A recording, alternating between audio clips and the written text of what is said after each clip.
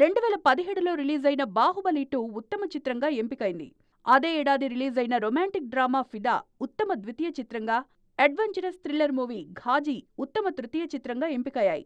2018లో 'Mahanati', 'Rangasthalam', 'care of Kancharapalem' సినిమాలు వరుసగా 1, 2, 3 స్థానాలు సాధించాయి. 2019లో 3 సందేశాత్మక కథలతో వచ్చిన సినిమాలే అవార్డ్స్ సాధించాయి. మహేష్ హీరోగా తెరకెక్కిన 'మహర్షి' మొదటి స్థానంలో నిలువగా, ఎమోషనల్ డ్రామా 'జెర్సీ' రెండో స్థానంలో, బయోపిక్ 'మల్లేశం' మూడో స్థానంలో నిలిచాయి. 2020లో కమర్షియల్ సినిమా సత్తా చాటింది. అల్లు అర్జున్ హీరోగా తెరకెక్కిన 'అలవైకుంఠపురంలో' చిత్రం ఉత్తమ చిత్రంగా ఎంపికైంది. చిన్న సినిమాగా వచ్చి ఘన విజయం సాధించిన 'కలర్ ఫోటో' ఉత్తమ ద్వితీయ చిత్రంగా, ఓటీటీలో రిలీజైన 'మిడిల్ క్లాస్ మెలోడీస్' ఉత్తమ తృతీయ చిత్రంగా ఎంపికయ్యాయి. 'RRR' సినిమాతో 2021లోనూ ఉత్తమ చిత్రం అవార్డుకు ఎంపికయ్యారు రాజమౌళి. అదే ఏడాది వచ్చిన 'అఖండ' రెండో స్థానంలో, 'ఉప్పెన' మూడో స్థానంలో నిలిచాయి. 2022లో మీడియం రేంజ్లో సినిమాలే సత్తా చాటాయి.